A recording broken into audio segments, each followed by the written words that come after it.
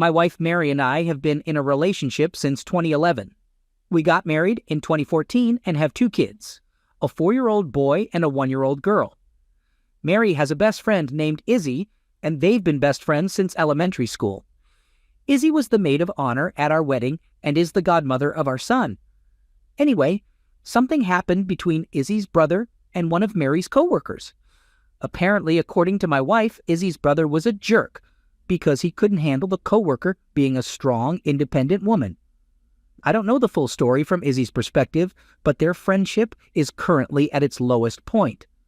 I don't understand why they got so involved in this relationship, and to be honest, I don't really care. This morning, Izzy texted me saying she needed to talk to me about something related to Mary's past. She told me I'm a great guy and I don't deserve any of this. I immediately called her and demanded to know what she was talking about. Izzy then proceeded to tell me everything. It turns out that my older brother James had a closeness with my wife before we even met, and it went on for years. I had no clue that they even knew each other. Izzy mentioned that James was the one who got away from my wife, but he never wanted a committed relationship.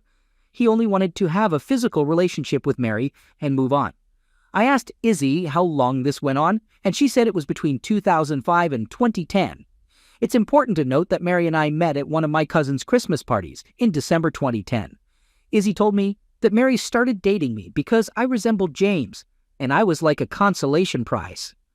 Apparently, after I asked for Mary's number, she called James and informed him that she was going to date me, asking him to keep our history a secret.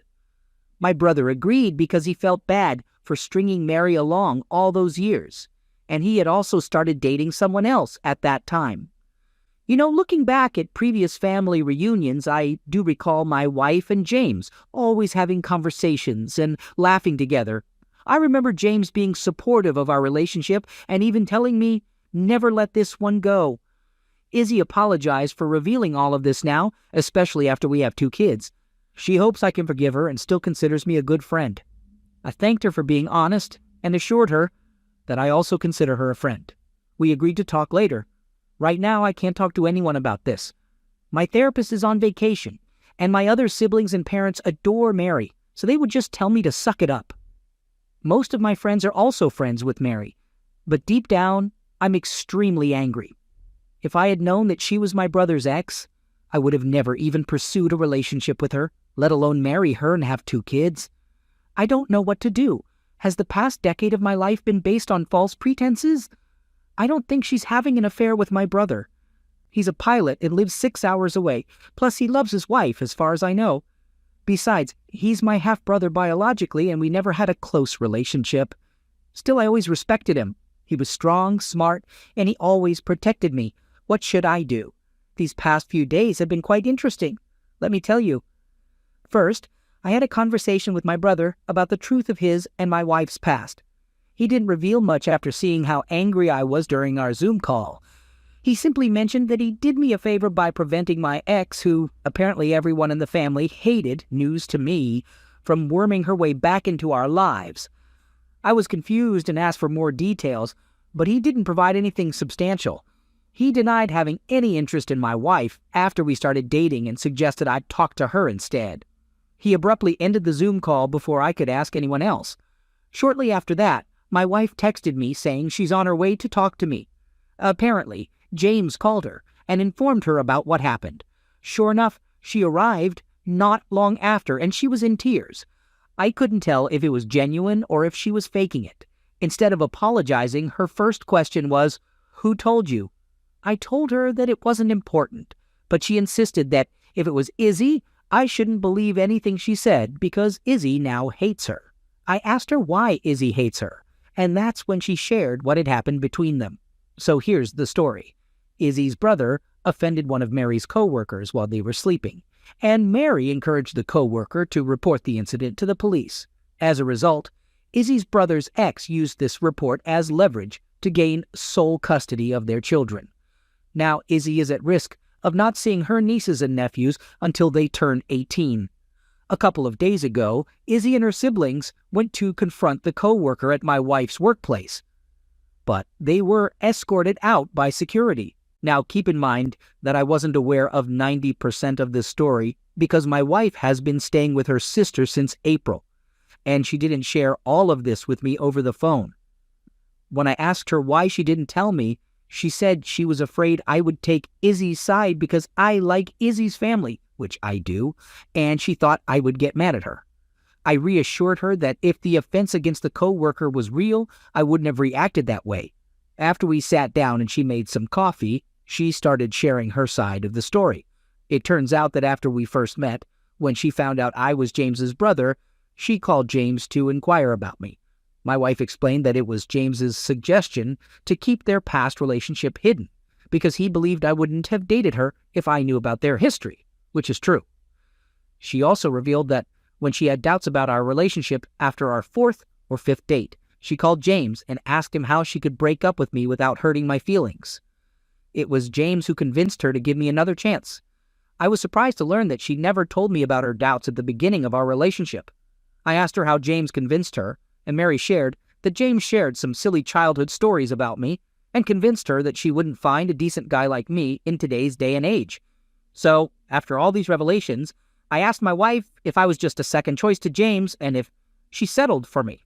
She admitted that she initially started dating me because I resembled James, but she stayed with me because of who I am as a person.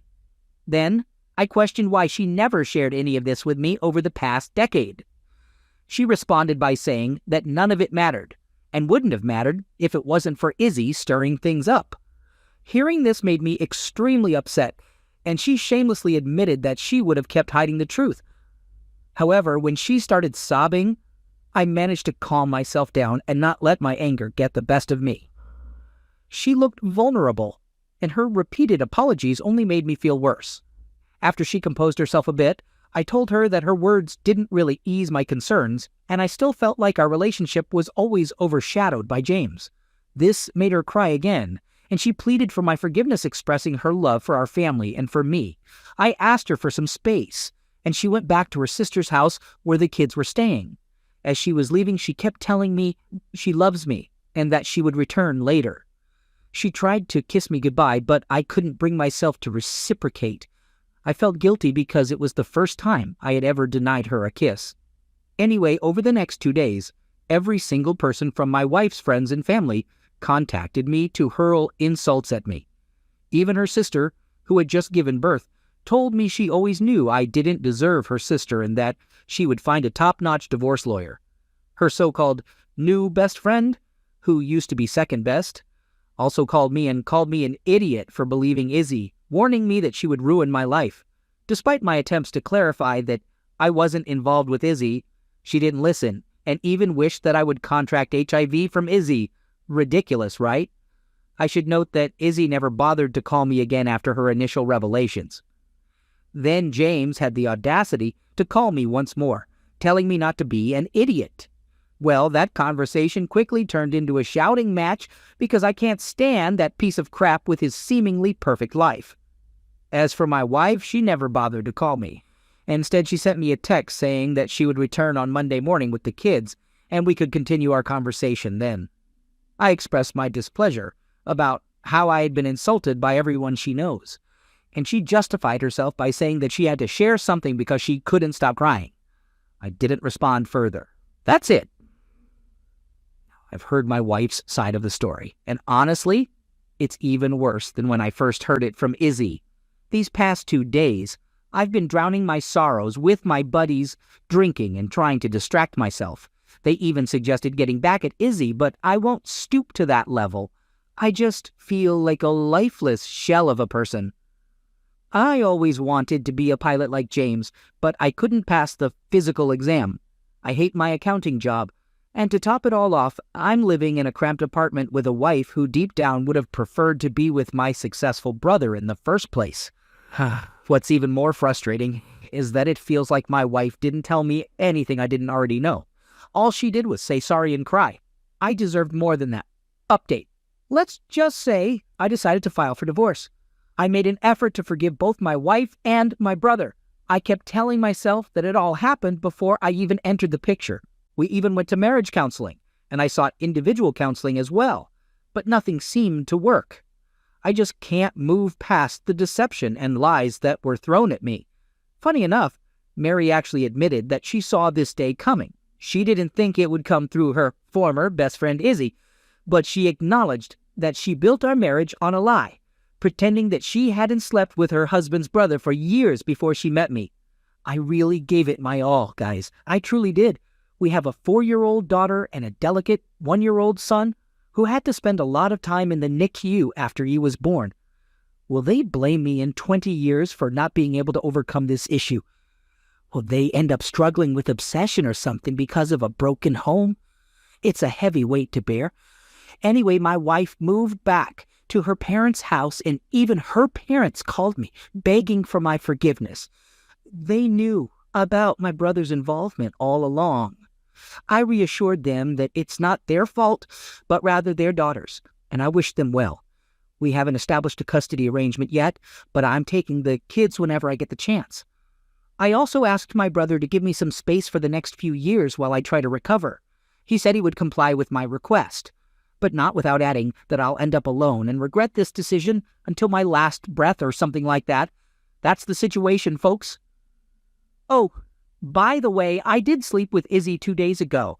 It's all good, though, because I found out that my ex-wife has also started sleeping with someone else. Anyways, the hookup with Izzy was really, really bad. I think she even faked her finish. She wants to go on a vacation with me next month, but I don't think that's a good idea.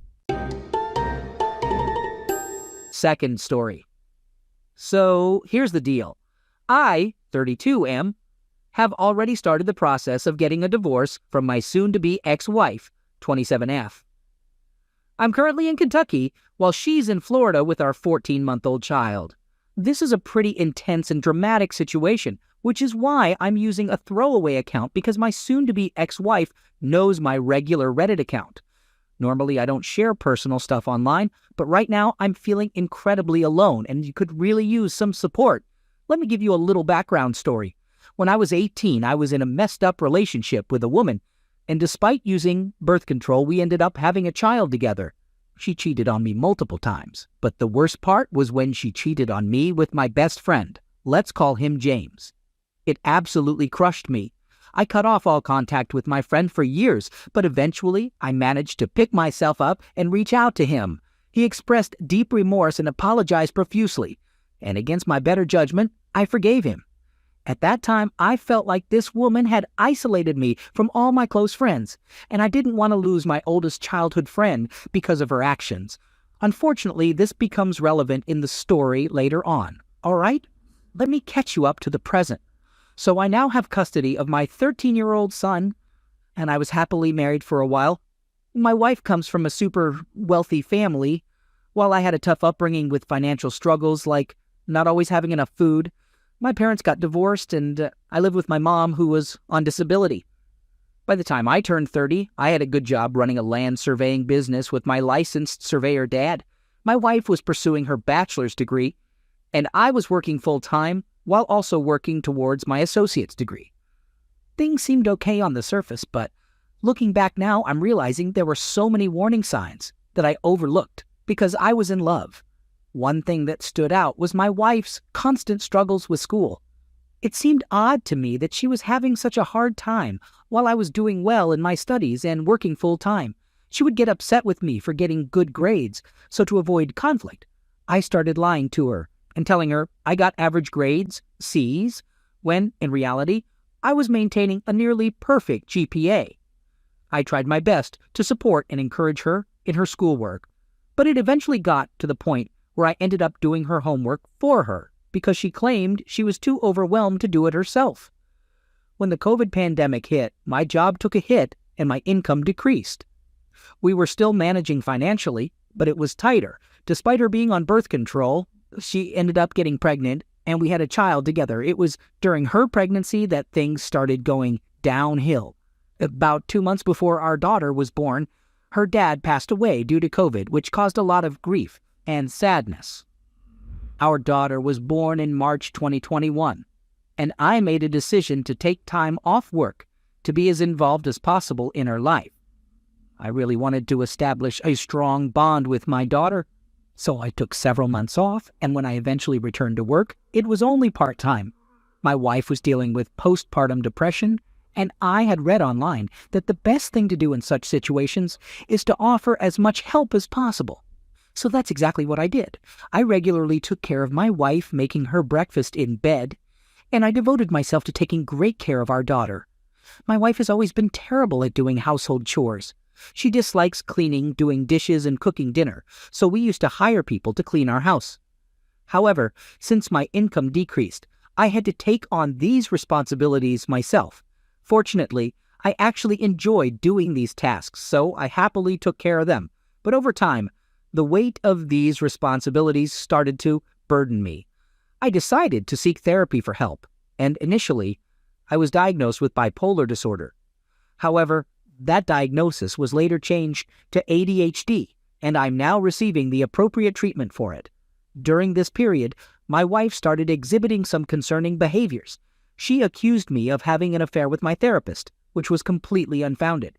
Whenever I went to work, she would demand that I come home immediately to assist with our baby. She would also confide in me about feeling frustrated with our baby and having to resist the urge to shake her, which deeply alarmed me. Her anger was escalating, and while she had always had anger issues, things were getting worse. There were multiple instances where she did something extremely hurtful in front of my family and our son. I found myself having to apologize on her behalf and try to repair the damaged relationships, but going into detail about those incidents would only make my already long story even longer. So, things started to unravel in July 2021. I woke up at 4 a.m. to find my wife screaming at our 4-month-old baby, rocking her a bit too forcefully in an attempt to make her sleep because she was crying. It startled me, and I immediately sat up and told my wife to give me our baby so I could take care of her. My wife seemed ashamed, like she had been caught in the act. I explained to her that she was scaring our child and she needed to hand her over to me. Reluctantly, she did, and then went back to sleep. I took care of the baby and put her back to bed.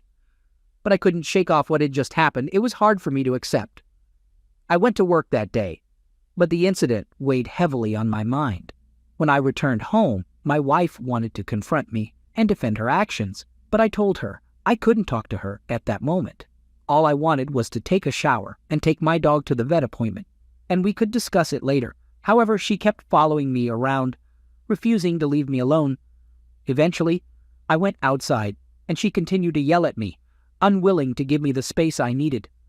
I confronted her about her anger issues and told her that she seemed to only care about herself, urging her to behave better. In response, she took a step forward and slapped me hard.